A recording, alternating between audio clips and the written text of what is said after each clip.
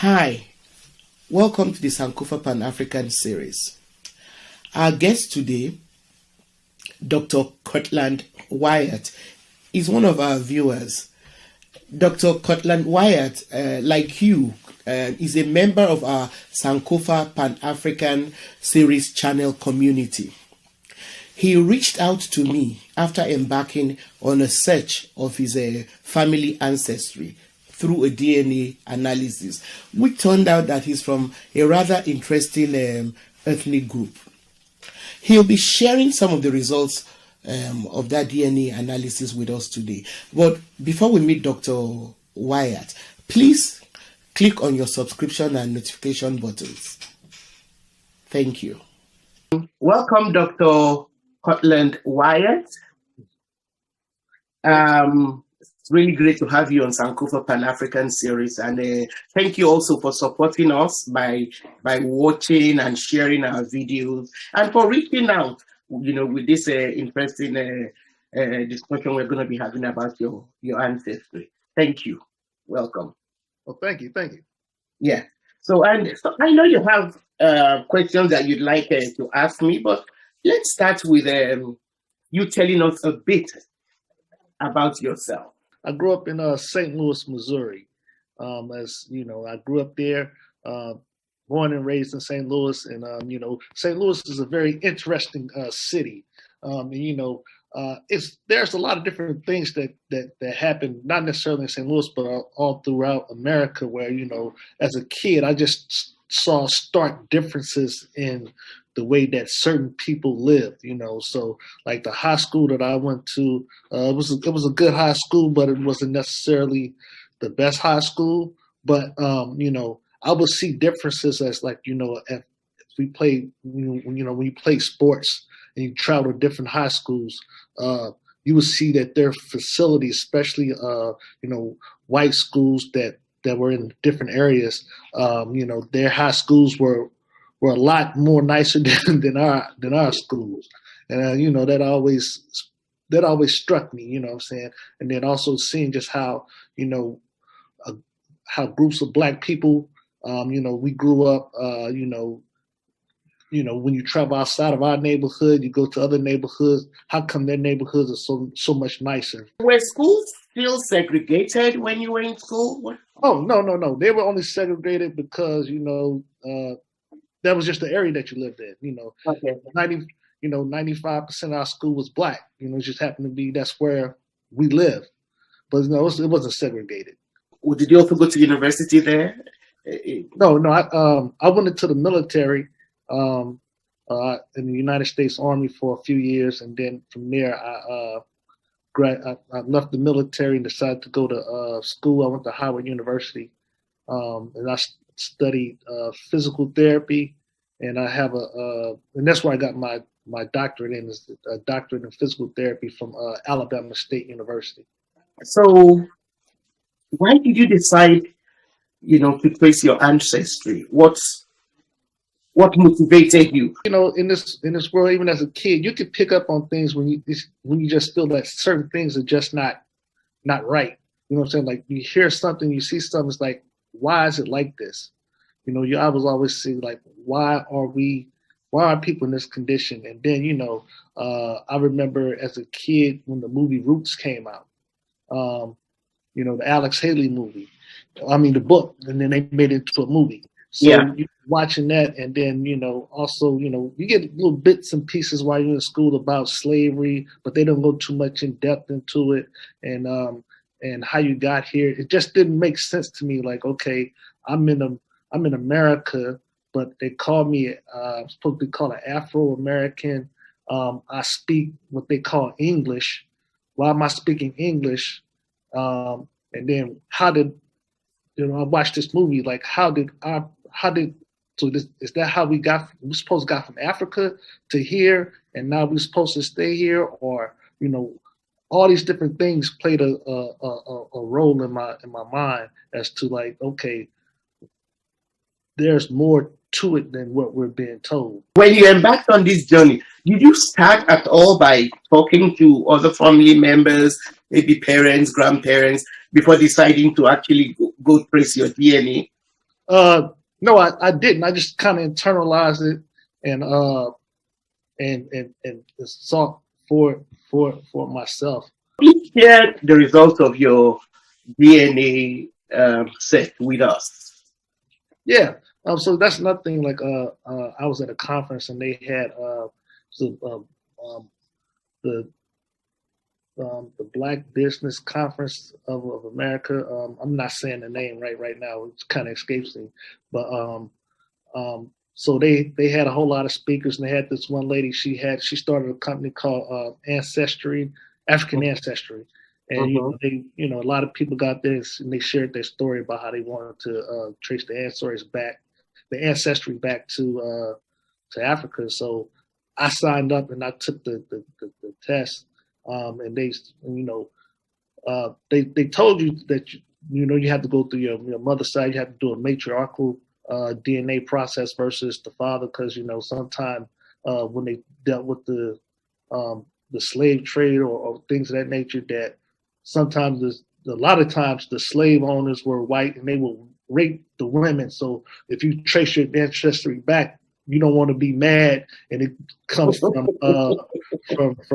Russia or a European country somewhere, So I did the matriarchal, and what they gave me was they said I was from the Canary people of Nigeria.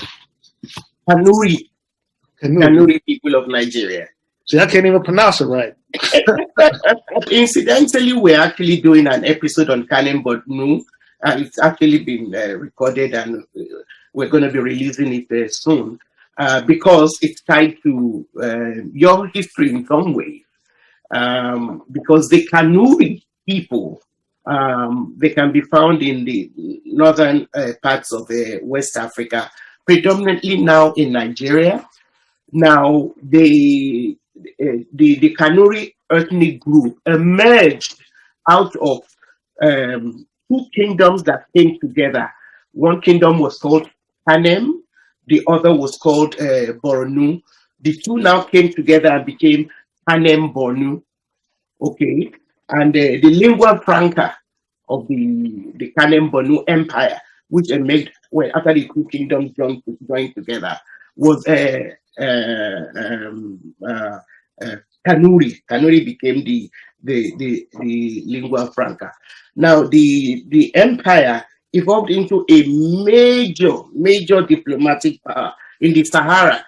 Like I said, they are spread across the northern parts of Western Africa, and because of their location, which was at a crossroads between Northern Africa and Sub-Saharan Africa, the empire benefited from a lot of contacts with different parts of Africa. The Kanem Bornu Empire was one of the major Islamic empires that evolved after the decline of Africa's golden age. And so at the height of its glory, it spread to places like Chad, the areas the southern parts of the areas that we now know as Libya, and eastwards towards the Republic of Niger, and then of course northeastern Nigeria is predominant, So those, and then also northern Cameroon. Those are the areas that the empire covered. The empire was also renowned for its military might.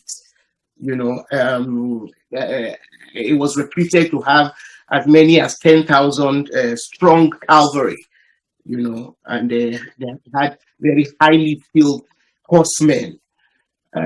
Sadly, it was also one of those empires whose rulers were very involved in the slave trade, especially both with the trans-Saharan slave trades, that is selling of people to the Middle East, to the Arab countries, and then also when the Europeans came, they also sold some of their people southwards, who now went through the slave coast that we talked about. So that's but look out for our episode on Kanem Bonu, where you have more of the fuller history of the Kanuris who were made as a result of that empire. Okay, yeah, that was very insightful. I'm looking forward to seeing that episode. Why do you think it's important to know the diaspora and the history of people of color or melanated people? History is not just about telling. It's not just our history. All history is important. You know, ours especially. You know, because it has been maligned. It has been so much of it has been kept. You know, a secret. Most of it has been ignored. But I think it is important for people to know their history, not just because they want to be regaled with stories of a glorious past, or even when the past has not been glorious. So history does not only tell stories about the past, it tells us how we got to be to the present, how we came to be who we are today, you know. And in telling us who we are today, I believe history has a very important role to play, because if we know what we were in the past, if we know how we got to where we are today, we are strengthening our position, is stronger, we are wiser about how we need to get to the future. You know, history equips us so that those of us who are smart, you know, about it, do not make the same mistakes that were made in the past. You know, so that our presence is better consolidated, and then we can be more strategic about planning our future. So our history is as important a part of our education as knowing, you know, as the ability to read or write or do numeracy and all of that. Our history is just as important if we're to make any, you know, any sense of our present, and then make sure that our future is going to be better than the past. Right. Because I think that you know, a lot of things that get missed in translation is like who people were before slavery. I mean, you know, Yes. if you got to know, you know, that you come from a lineage of kings, scientists, doctors, all these different things, and that the fact that now you know you come from a lineage of cavalry men, you know, people who were very strong in military, you might just say, oh, so I found myself in the military. You know, it was there in your makeup. You know, it's been guiding you without you even knowing. You know, because I found it interesting when you said you ended up in the military.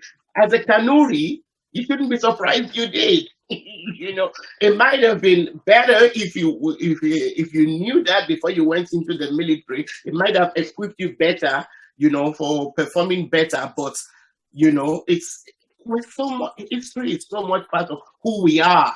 You know, that the more of it we know, you know, the stronger we are, the better we are. right. And like I said, you know, just learning stuff like, you know, how you know the Greeks came and invaded and took all the books and the libraries, and they took it for their own. And you know, and if you don't know these type of things, or I may be making an oversimplification of it, but once you know these things, like, wait a minute, like, why was it whitewashed? You know, like, well, the whitewashing came a lot later than the Greek invasion of ancient Egypt. The Greek invasion of ancient Egypt was during the time of Alexander the Macedonia. You know, not in history as Alexander the Great. It wasn't great to us. right. You know, and then the Romans, when they took over, when they conquered the Greek Empire, they were the ones who actually burnt the library at Alexandria and all of that. But the whitewashing came much later.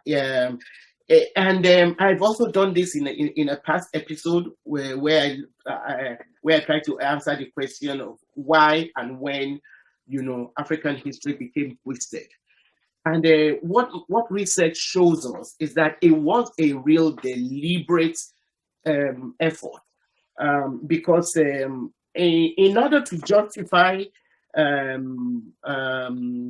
colonization, slave trade, and all the other dastardly things that Europe needed to do in order to survive a period in their history where they had to, look for resources from elsewhere, or their countries would have perished.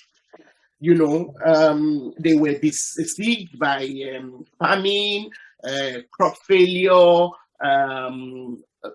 plagues. They were just poor. And in terms of resources, they had nothing, and so they started sending mercenaries who we've been taught in history, to look up to as explorers. But these mercenaries, Columbus, and his cohorts, were all they were equipped by their monarchs to go and look for resources. And where did they go and look for those resources? In other continents like Africa, Asia, and even the Americas, that for resources which they now sold and took back to develop Europe. Now, in order for them to now justify this feeling, and of course, wherever they went, they also they were stealing human beings, and they transported them in the most dangerous ways in order to go and serve on plantations and things like that. They had to justify these acts that animals would not even do to one another, that they were doing to other human beings.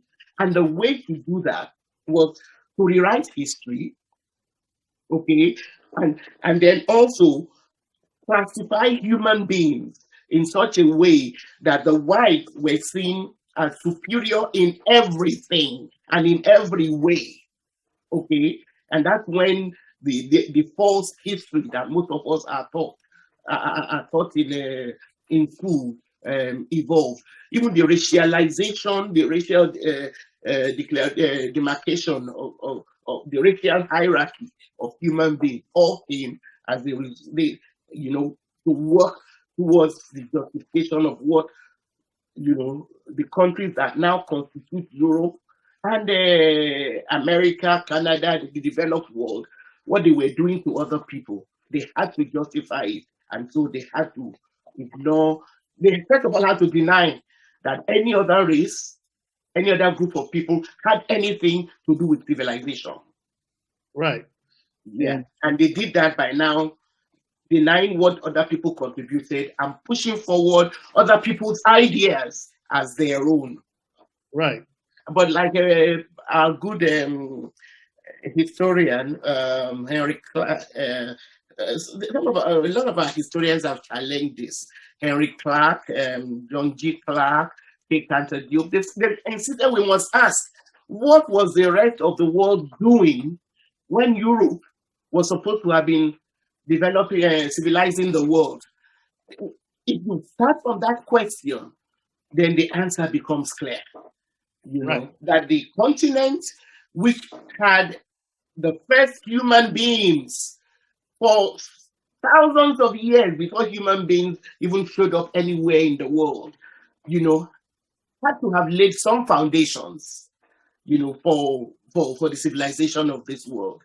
And then we have all of that through archaeology, through the studies of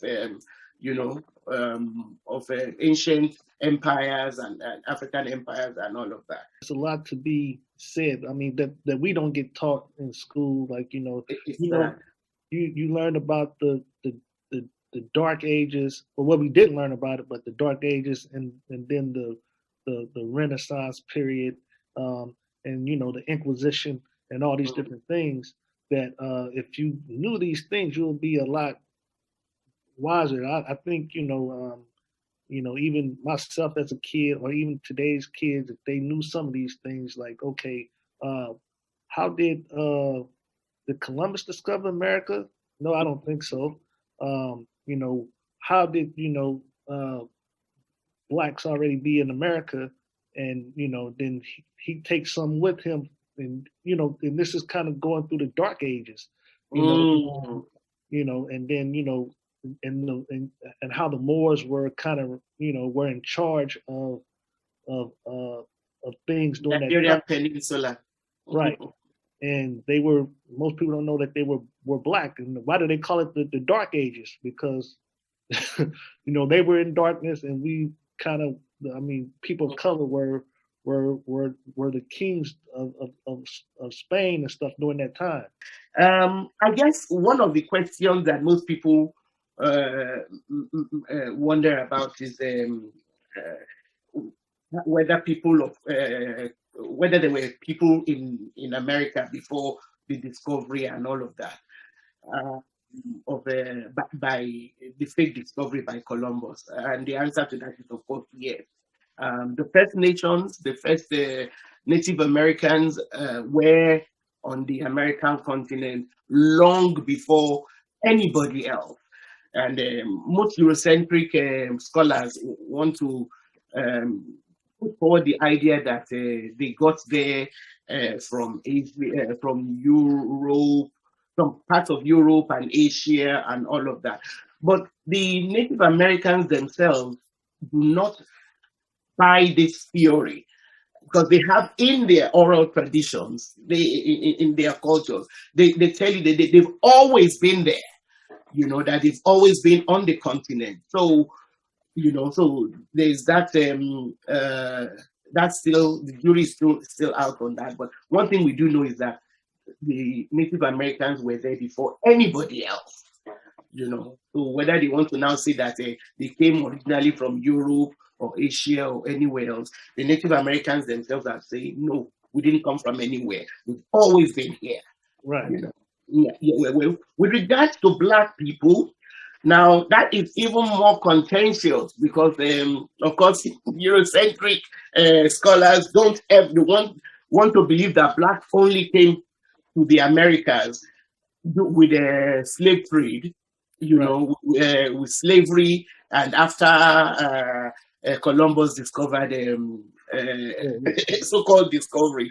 But there's so much evidence, to disprove this idea, even from Columbus himself. He took back with him some spearheads, which he said the natives, Americans gave him. He took them back to Europe, and those spearheads were the same type of spearheads used by warriors in West Africa. The combination of metals, gold and other metals used to make those spearheads are in exact proportion to the same used in West Africa.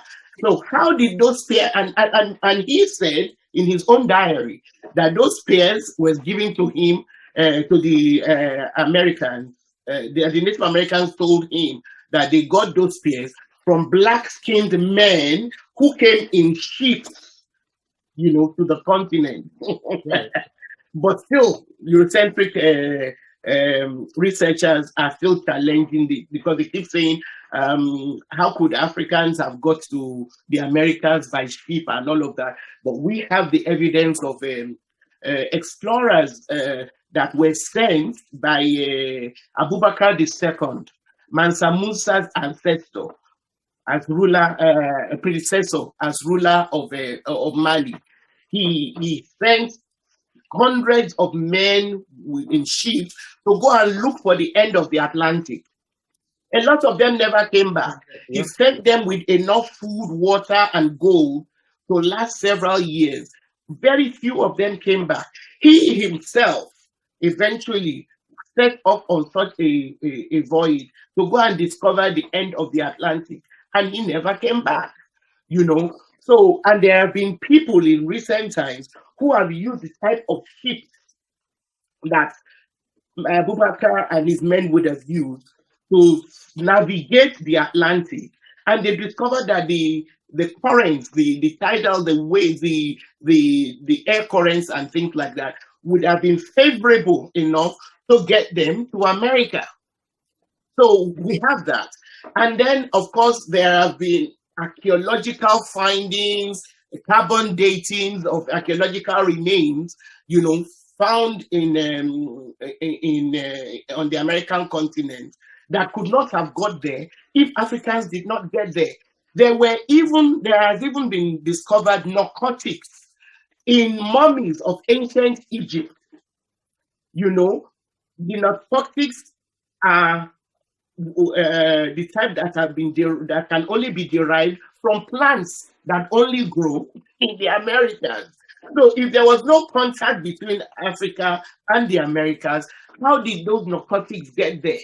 And there are also pre-Columbia, all kinds of plants that could only have come from Africa to reach the Americas, like the gourd plants, the gourds that are used to make calabashes and things like that. They're only native to Africa. How did they get to the Americas? Even things like yam, sweet potato, cotton, all of these were there before slavery and Colombia. And then, of course, there are the massive Olmec heads. These are big, 11-foot high statues, heads of men that bear clear resemblance to Africans, with their thick lips, kinky hair, some even wearing the kind of helmets that were worn by African warriors. Right. Even the Smithsonian has a pot. Europeans try to claim that we did not have ships until recent times. But there is a pot, and I use it in my live show that I did last week. It's a Nubian pot with images of ships on it. So how could Nubians have been drawing ships on their potteries or on their walls and things like that if they had never seen one? Right. So the evidence is overwhelming that there were black people, that the black people's first encounter in America were not as slaves, but as masters.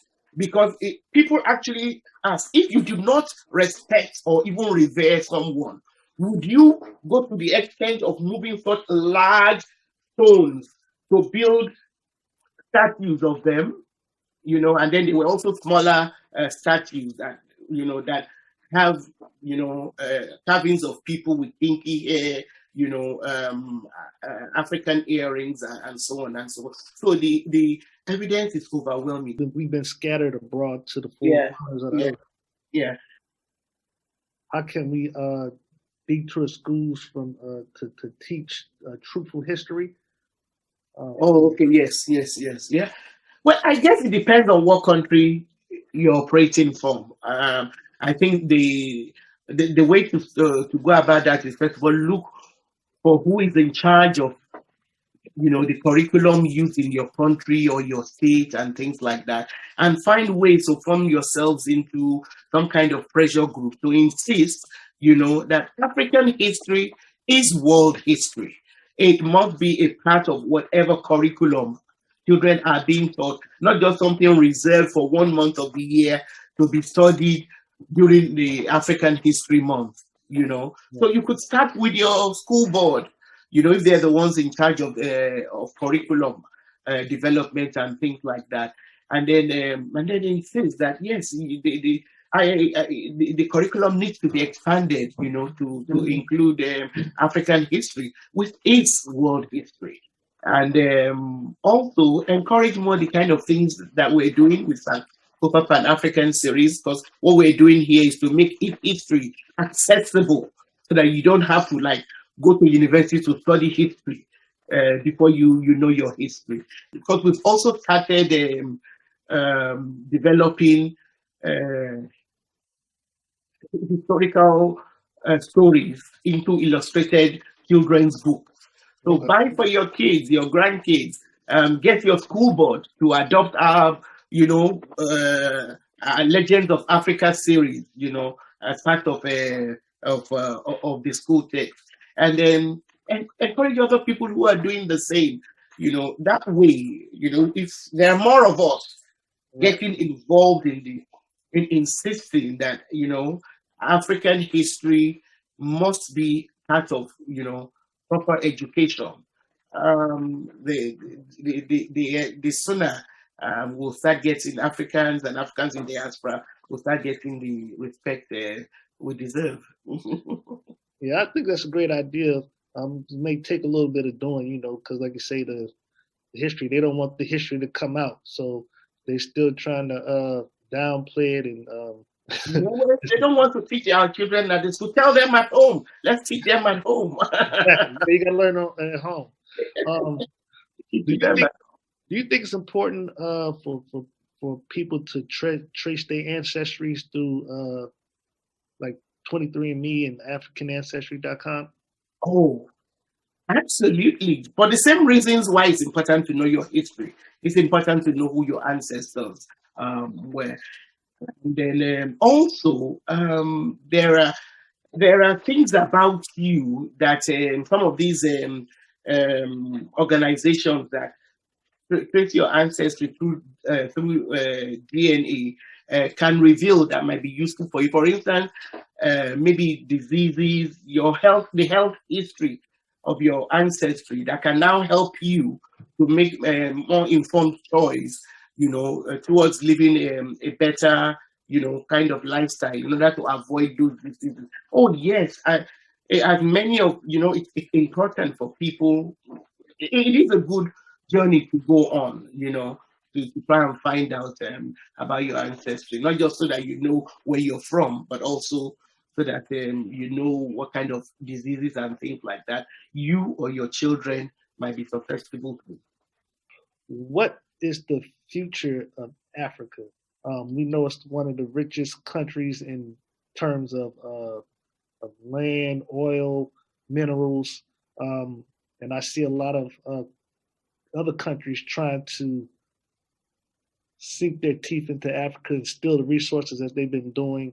So, what is the future of Africa that you see in the modernization of Africa?